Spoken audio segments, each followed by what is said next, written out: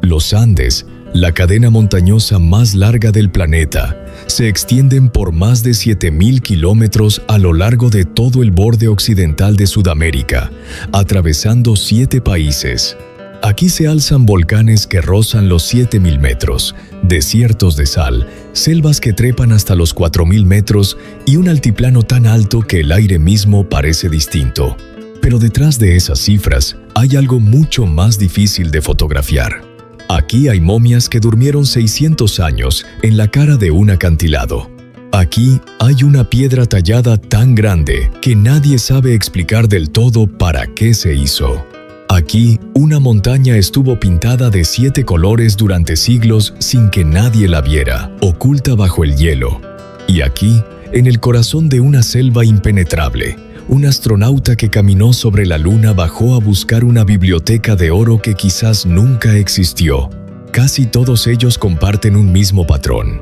No fue la ciencia la primera en encontrarlos, sino un pastor, un cazador, un saqueador de tumbas o un simple accidente. La ciencia llegó después, casi siempre corriendo detrás de la leyenda. Hoy vamos a explorar los Andes a través de 10 de sus rincones más esquivos. Número 10. Sillustani. Empecemos esta vez en el sur del Perú, en la región de Puno, a orillas del lago Titicaca. En una península que se adentra en la laguna Humayo, se levantan 91 torres de piedra que durante siglos sirvieron de tumba a la nobleza del altiplano, las chulpas de Sillustani. Las construyó la cultura Coya entre los siglos XII y XV, y más tarde, cuando el imperio inca conquistó la región, los propios incas adoptaron la costumbre y levantaron sus propias torres, con un tallado en piedra todavía más fino, encajado sin argamasa. La más alta, conocida como la Chulpa de Inacayo, supera los 12 metros y sigue rodeada de preguntas. Nadie ha logrado explicar del todo cómo lograron mover y encajar bloques de semejante tamaño sin ayuda de herramientas metálicas, ni por qué eligieron precisamente esa lengua de tierra frente al lago para construir su necrópolis. En el interior de las torres, los cuerpos de las autoridades coyas eran preparados en posición fetal, acompañados de ofrendas de oro y plata, antes de sellarlos para siempre. Muchas de esas tumbas fueron saqueadas durante la colonia. Las que sobrevivieron siguen de pie, mirando hacia el lago sagrado, guardando un silencio que ningún arqueólogo ha terminado de descifrar. Al amanecer, cuando la niebla del altiplano todavía cubre la laguna Humayo, las 91 torres se recortan como una fila de centinelas de piedra, y es fácil entender por qué los propios coyas eligieron este promontorio y no otro para acompañar a sus muertos hacia el más allá. Número 9. Laguna Colorada.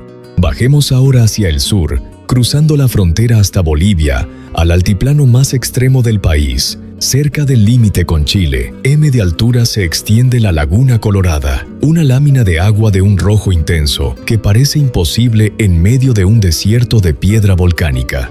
El color no es un efecto óptico ni un capricho de la luz.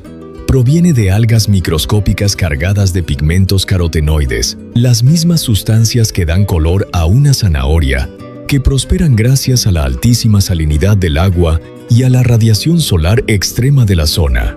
El contraste se vuelve todavía más dramático por las islas blancas de bórax que salpican la superficie, restos de sales que quedaron expuestas cuando el lago fue reduciendo su tamaño con el paso de los siglos. Pero el verdadero protagonista de la laguna son sus flamencos. Conviven aquí 3 especies, entre ellas el flamenco de James, un ave tan escasa que durante décadas se la creyó extinta, hasta que en 1956 se redescubrió una pequeña población superviviente en estas mismas aguas rojas del altiplano. Miles de estas aves rosadas se recortan hoy contra un fondo carmesí, en uno de los paisajes más extraños de todos los Andes. La laguna es tan poco profunda, apenas medio metro en su mayor parte, que el viento del altiplano basta para cambiar su tono de un día para otro. Unas veces se ve casi marrón, otras de un rojo sangre tan intenso que hasta las cámaras de satélite en órbita lo han fotografiado desde el espacio, confundiéndolo a primera vista con una mancha volcánica. Número 8. Fuerte de Samaipata. Subamos ahora hacia el oriente boliviano, a las estribaciones orientales de los Andes, donde un pueblo llamado Samaipata guarda lo que se considera la roca tallada más grande del mundo. El fuerte de Samaipata es un afloramiento de piedra arenisca de más de 200 metros de largo por 60 de ancho, cubierto de canales, asientos, nichos y figuras de serpientes y felinos esculpidas directamente sobre la superficie natural. Su origen se atribuye a la cultura chané y más tarde fue aprovechado por los incas como centro administrativo y frontera militar frente a los pueblos guaraníes y chiriguanos que hostigaban el borde oriental del imperio. 7. Cueva de los Tallos. Crucemos ahora hacia el norte, al Ecuador, a la provincia amazónica de Morona Santiago, donde un sistema de cuevas ha alimentado durante décadas una de las leyendas más extrañas de todos los Andes, la Cueva de los Tallos. El nombre viene de un ave nocturna que anida en su interior, pero lo que hizo famosa a la cueva fue otra historia. A finales de los años 60, el investigador húngaro-argentino Juan Morich aseguró haber encontrado, en las profundidades del sistema, una biblioteca metálica hecha de planchas de oro con inscripciones desconocidas.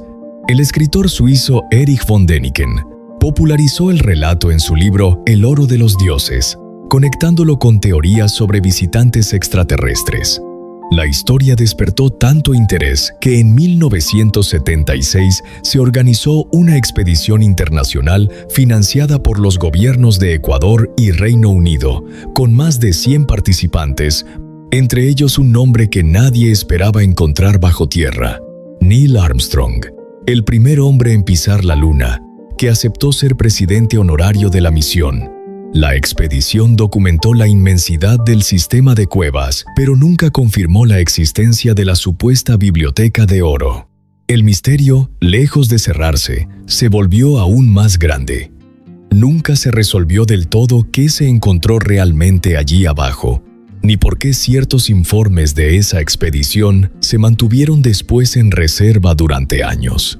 Para el pueblo Shuar, que habita esa zona de la Amazonía desde mucho antes de que Morich o Armstrong pusieran un pie allí, la cueva nunca necesitó una biblioteca de oro para ser sagrada. Basta con el eco de las aves tallos que le dan nombre, retumbando en la oscuridad de galerías que, hasta hoy, nadie ha terminado de mapear por completo. 6. Ciudad perdida, Teyuna.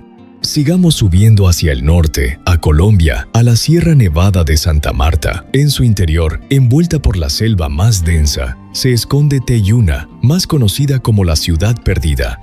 La construyeron los taironas hacia el siglo IX, unos 650 años antes de que se levantara Machu Picchu, y llegó a albergar a miles de personas repartidas en terrazas conectadas por más de 1000 escalones de piedra. Tras la conquista española, enfermedades y guerras diezmaron a los taironas y la ciudad quedó abandonada. La selva hizo el resto. Volvió a salir a la luz de manera accidentada en la década de 1970, cuando un grupo de huaqueros que cazaba en la zona encontró una escalinata de piedra que subía por la ladera. La noticia corrió, y pronto decenas de saqueadores más se disputaron el sitio, incluso a tiros.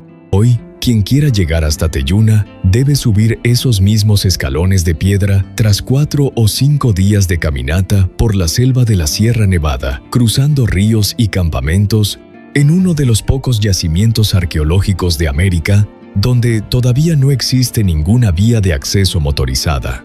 5. Vinicunca, montaña de los 7 colores. Volvamos al Perú, a la región de Cusco, donde hay una montaña entera que estuvo escondida a plena vista durante siglos y que solo el cambio climático se encargó de revelar.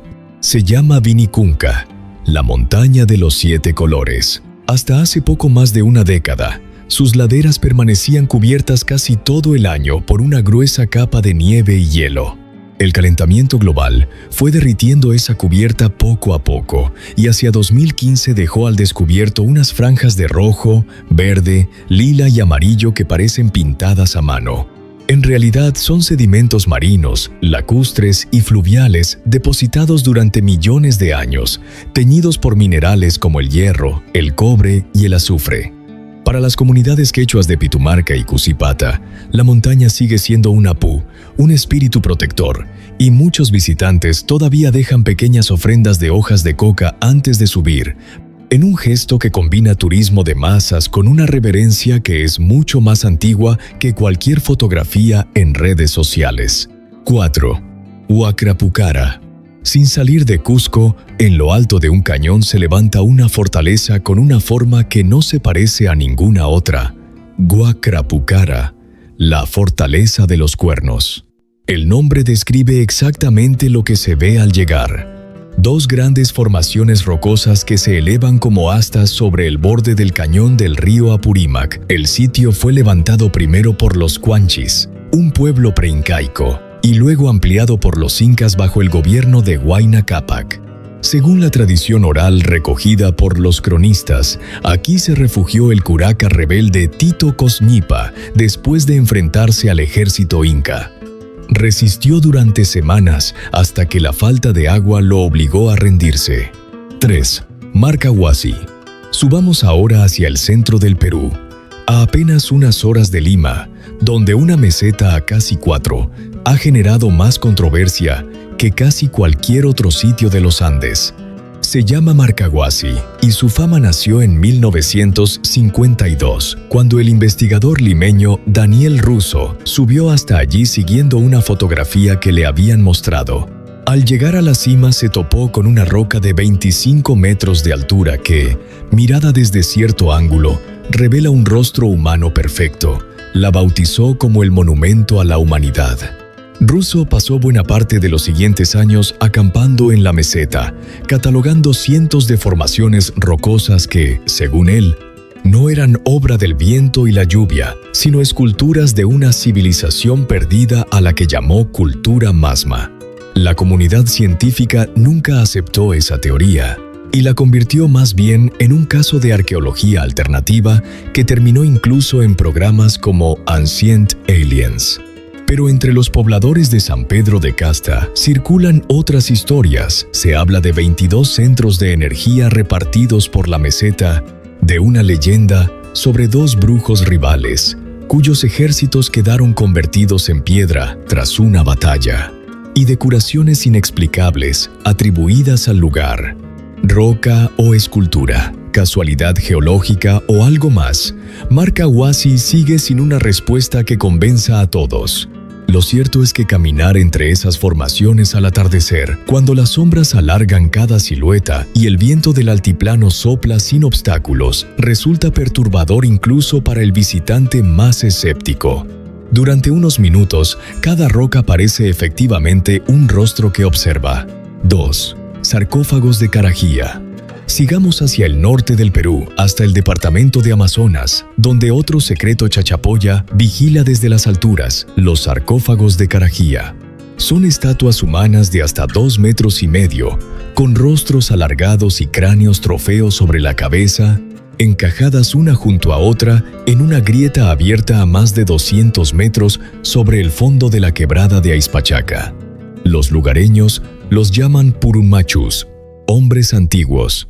Fueron construidos hace más de 1000 años y permanecieron ocultos hasta 1985, cuando el arqueólogo peruano Federico Kaufmann-Doig llegó hasta el barranco siguiendo el dato de un poblador de la zona. Lo que encontró lo dejó sin palabras. Nadie los había tocado en más de 5 siglos. La razón de tanta soledad no es casualidad. Los chachapoyas colocaban a sus muertos de alto rango en los sitios más inaccesibles que podían encontrar para acercarlos al cielo y, de paso, para que jamás nadie pudiera profanarlos. Funcionó. Hoy se conservan 6 sarcófagos completos, suspendidos en un vacío que sigue sin trepar casi nadie. Vistos desde el mirador que los turistas usan hoy, a varios cientos de metros de distancia, Los Purunmacus parecen custodios silenciosos que todavía vigilan el valle de Utcubamba, con las cuencas de los ojos vacías clavadas en el horizonte, tal como los dejaron sus constructores hace 1000 años. 1. Laguna de los Cóndores. No muy lejos de allí, en la misma región de Amazonas, en pleno bosque de neblina, colgada de un acantilado sobre un espejo de agua oscura, se esconde la Laguna de los Cóndores, la última parada de este recorrido. En 1996, unos vaqueros que buscaban nuevos pastos para su ganado, treparon hasta un peñasco remoto y se toparon con algo que no esperaban: mausoleos de piedra pegados a la roca, con más de 200 fardos funerarios intactos desde hacía 5 o 6 siglos. Pertenecían a los Chachapoyas, la llamada civilización de las nubes, un pueblo guerrero que ni siquiera los incas lograron someter del todo. Los primeros en llegar removieron las tumbas buscando oro. Hoy las momias descansan en el Museo de Leimebamba, después de haber pasado varios años expuestas en un museo de Viena. Y todavía quedan mausoleos enteros en ese acantilado que nadie ha podido alcanzar, visibles solo con binoculares desde la otra orilla de la laguna. Llegar hasta aquí sigue exigiendo un día completo de caminata a pie o a caballo desde el pueblo de Leimebamba, cruzando bosque nuboso donde la lluvia casi nunca se detiene, lo que probablemente explica por qué este lugar permaneció fuera de los mapas arqueológicos durante tanto tiempo, pese a estar a apenas un par de días de la ciudad de Chachapoyas. Los Andes son la cadena montañosa más larga de la Tierra, pero también son un archivo interminable de historias a medio contar. Momias que durmieron en la roca viva, ciudades devoradas por la selva, montañas que cambiaron de color ante nuestros propios ojos y cuevas donde la ciencia y la leyenda todavía no se ponen de acuerdo. No son un museo detrás de un cristal.